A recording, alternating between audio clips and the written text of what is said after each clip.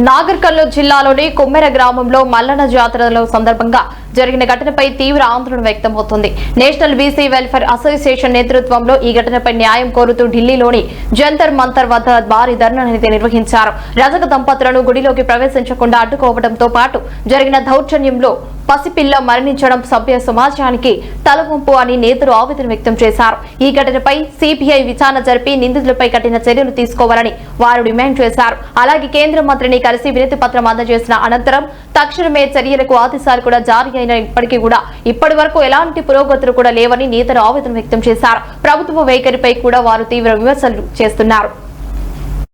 ఆ కేసు తక్షణమే సిబిఐకి అప్పజెప్పాలని డిమాండ్ చేశారు.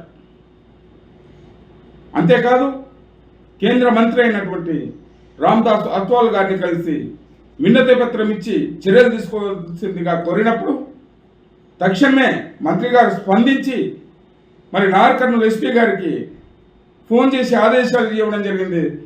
నిందితులను వెంటనే అరెస్ట్ చేసి చర్యలు తీసుకోవాల్సింది. కానీ మరి దాదాపు వారం రోజులు గడుస్తున్నా మరి ఆ కేసులో ఉన్నటువంటి అందరి నిందితులను అరెస్ట్ చేయకుండా కొంతమందిని అరెస్ట్ చేయడం జరిగింది. మరి ఎస్పీ గారు స్పందించట్లేదు.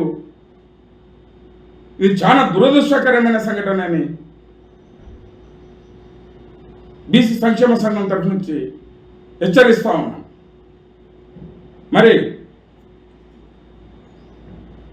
రాష్ట్ర ముఖ్యమంత్రి సీఎం రేవంత్ రెడ్డి గారు కూడా ఈ జరిగిన సంఘటనను తక్షణమే సిబిఐకి అప్పజెప్పాలని, ఇది ఏ కుమ్మర గ్రామంలోనో ఒక జిల్లా ఇష్యూ ఓ తెలంగాణకు జరిగిన ఇష్యూ కాదు. ఇది భారతీయ సామాజిక ఆత్మకు కలిగినటువంటి బలమైన గాయం. ఆ జరిగిన సంఘటనలో ఈ రోజుకి కూడా ఈ ప్రభుత్వం కేసును తప్పుదారు పట్టించే విధంగా వివరించడం అనేది ఇది చాలా దుర్మార్గం.